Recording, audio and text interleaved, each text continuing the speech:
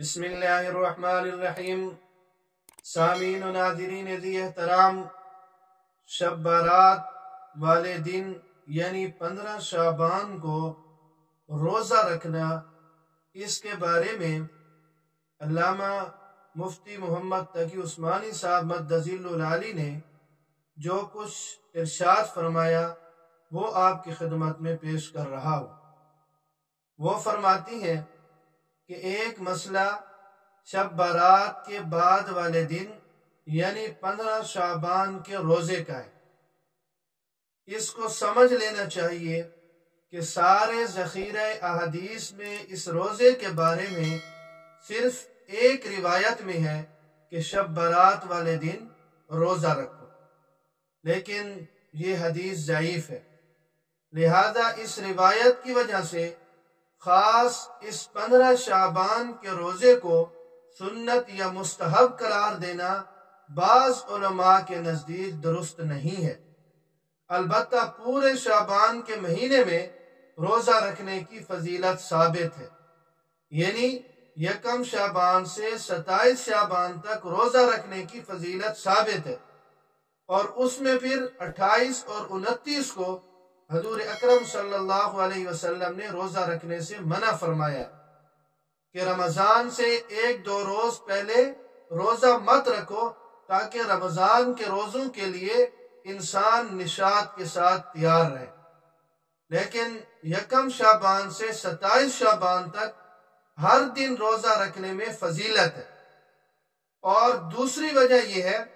کہ یہ 15 تاریخ ایام بیض میں داخل ہے، اور حضور اقدس صلی اللہ علیہ وسلم اکثر ہر ماہ کے ایام بیض میں 3 روزے رکھا کرتے تھے، یعنی 13، 14 اور 15 تاریخ، چاند کی 13، 14 اور 15 تاریخ کو۔ لہذا اگر کوئی شخص اس وجہ سے کہ یہ 15 تاریخ ایام بیض میں داخل ہے، اور اس وجہ سے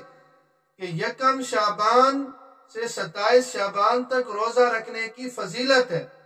اگر اس نیت سے روزہ رکھ لے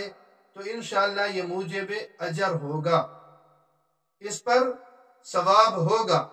لیکن خاص 15 تاریخ کو خصوصیت کے لحاظ سے اس روزے کو سنت قرار دینا بعض علماء کے نزدیک درست نہیں ہے۔ اسی وجہ سے اکثر فقہائے کرام نے جہاں مستحب روزوں کا ذکر کیا ہے وہاں محرم کی 10 تاریخ یعنی یوم عاشورہ کے روزے کا ذکر کیا ہے، یوم عرفہ کے روزے کا ذکر کیا ہے، لیکن 15 شعبان کے روزے کا علیحدہ طور پر ذکر نہیں ہے، بلکہ یہ فرمایا ہے کہ شعبان کے کسی بھی دن روزہ رکھنا افضل ہے۔ بہرحال اگر اس نقطہ نظر سے کوئی شخص روزہ رکھ لے تو انشاءاللہ اس پر اسے ثواب ہوگا، باقی کسی دن میں کوئی خصوصیت نہیں، اور اس روزے کو باقاعدہ سنت قرار دینے سے پرہیز کرنا چاہیے۔ یہ فرماتی ہیں عالم اسلام کی عظیم شخصیت حضرت مولانا مفتی تقی عثمانی مدظل العالی، ان کی بات آپ کے ساتھ شیئر کر دی۔ اللہ رب العزت ہمیں دین سمجھنے کی اور اس پر عمل کی توفیق نصیب فرمائے۔